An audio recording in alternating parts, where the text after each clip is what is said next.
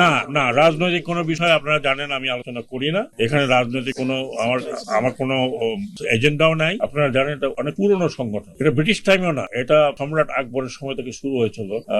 Collector tax collection থেকে শুরু করতে করতে এখানে আসছে। তো ব্রিটিশ ইনোভেশন মোটেও না, এটা মোগলদের যে বিশেষ করে আকবরের সময় যে বিন্যাস ছিল অ্যাডমিনিস্ট্রেশনে, তার একটি ধারাবাহিকতা আমরা এখানে আসছি। কাজে এটা অনেক পুরনো ইনস্টিটিউশন এবং ওনারাই কিন্তু আসলে সরকার। এবং অসন্তোষের ব্যাপারে আমরা বলেছি যে আপনারা একটু ইন্টারভেন করবেন, আপনারা কথা বলবেন, তারপরে আমরা অনেক ওখানে ক্রাইসিস ম্যানেজমেন্টের আপনার কমিটি আছে, সবকিছু জানে, একটু অ্যাক্টিভ করেন এট দিস মোমেন্ট। আর আমি যেটা ওনাদেরকে বলেছি, you are the government, you have to function. আমরা আপনাদেরকে হেল্প করবো, আমরা এখানে আপনাদের উপরে কোনো কর্তৃত্ব নয়, because you have to function as a deputy commissioner of the district. তো মোটামুটি ভাবে আমার কাছে যে হাতের সময় ছিল, আমার দুই সচিবও ছিলেন, আরো অন্যান্য চেয়ারম্যানরা ছিলেন সংস্থার, যখন যেখানে পেরেছি আমরা কথা বলেছি। বাকিটুকু বলেছে যে যখন আমি তো প্রায় যাই, অনেকের সাথে দেখা হয়েছে এ পর্যন্ত, যখন দেখা হবে তখন আমরা আপনাদের সমস্যাগুলো ইন ডিটেল শুনবো। তবে একটি কথা আমি যেটা বলি, আমি এই বলতে পারছি যে এখন যারা ডেপুটি কমিশনার আছেন মাঠে, দে আর অল ইয়াং, খুবই কর্মঠ, সবাই যার যার মতো কাজ করছেন। অনেকে নতুন গেছেন, অনেকে হয়তো কয়েক মাস হয়েছে।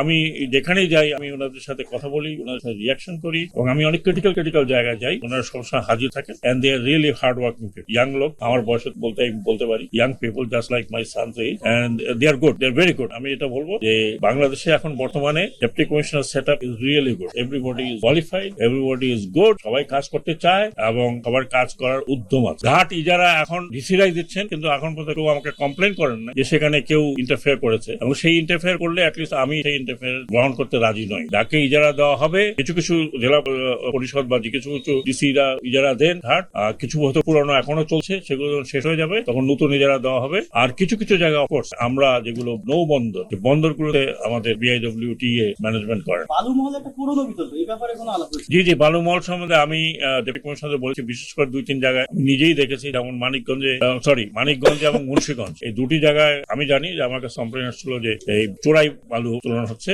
আমি একজন ডিসিকে তো সরাসরি বলেছি, মুন্সিগঞ্জের, উনি সাথে একটা নিয়েছেন, ওনার নামটা আমি ভুলে গেছি, ফাতেমাতুল জান্নাত, উনি অত্যন্ত অ্যাক্টিভ এবং সাথে উনি অ্যাকশন নিয়েছেন। আরো একটি বিষয় আজকে কথা উঠেছে, উনি বলছেন যে উনি অলরেডি কথা বলেছেন, দ্যাট উইল বি সলভ। আর মানিকগঞ্জে যে ডিসি ওনাকে বলেছি, ওটা এখন আপাতত আর কমপ্লেন নেই, বন্ধ হয়ে গেছে, একটু সিজ করেছে।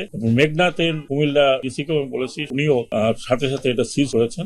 কিন্তু আপনারা জানেন তোরা না ধর্মের কাহিনী, এক জায়গা বাদ দিয়ে আরেক জায়গায় ঢোকে। বাট প্রবণতা ডেফিনেটলি আমার দৃষ্টিতে অনেক কমেছে। That's not my subject, I have not been asked to do that. আমি যেটা মনে করি ওইটা একটা সময় ছিল, যেমন আমরা যখন নির্বাচন করি তখন তো ওই প্রেক্ষাপট ছিল না। তো অল দ্য ডিসিস অফ ওয়ার্ক, এবং আমি যা তোকে দেখেছি ভেরি নিরপেক্ষ হার্ড ওয়ার্ক। বাকিটা যেটা আছে ডেপুটি কমিশনার এখন যারা আছেন তারা ডেফিনেটলি গত কথা মনে রেখেছেন, অত তাড়াতাড়ি ভুলে যাওয়ার কথা নয়। এবং এটা আমি মনে করি নির্বাচন কমিশনার যারা এখন আছেন, they will take care of it. এবং আমরা যেরকম বহুবার ডেপুটি কমিশনার সাথে বসেছি অন গ্রাউন্ড এন্ড সেন্ট্রালি, আমার মনে হয় ইলেকশন কমিশন তাই করবে, যদিও এখন সময় আছে। ইলেকশন কমিশন গ্রাউন্ডে তো যে ইলেকশন করে না, ইলেকশন কমিশন একটা পলিসি দেয়, একটা ফ্রেমওয়ার্ক দেয়, আইন দেয়, একটা সুপারভিশন করে। কিন্তু যেই মুহূর্তে শিডিউলটা ডিক্লেয়ার হলো, election commission has nothing to do, frankly speak, আইনগত ভাবে। বাকিটা আমরা হই হুল্লোড় করে আছি, এটা করছে কেন, ওটা করছে কেন। তখন দায়িত্ব যায় হলো আপনার রিটার্নিং অফিসার। মোস্টলি আমাদের দেশে রিটার্নিং অফিসার ডিসি হয়, এখন নাও হতে পারে, ইলেকশন কমিশনের উপর। মানে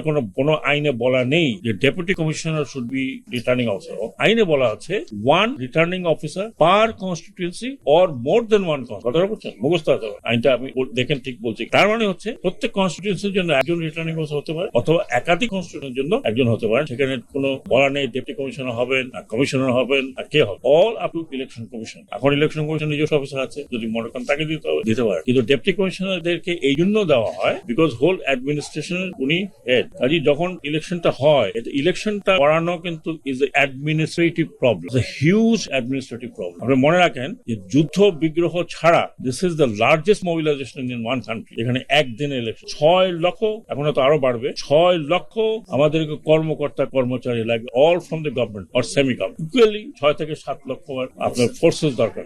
12 লক্ষ লোক, এই 12 লক্ষকে কিন্তু এই ডিসিরা বা যারা রিটার্নিং অফিসার তারা নিয়ন্ত্রণ করে। ইলেকশন কমিশনের এখানে খুব বড় একটা ভূমিকা নেই, এক্সেপ্ট তদারকি করা। না রাজনৈতিক কোনো বিষয় আপনারা জানেন আমি আলোচনা করি না। এখানে রাজনৈতিক কোনো আমার কোনো এজেন্ডাও নাই। রাজনৈতিক বিষয়টি যখন আসবে তখন নিশ্চয়ই ডেপুটি কমিশনার জানবেন। বলুন। আর নদীতে মোবাইল কোড বাড়ানোর কথা বলেছি। এনিওয়ে যেগুলি অ্যাডমিনিস্ট্রেশনের বিষয়, যেগুলো সেগুলো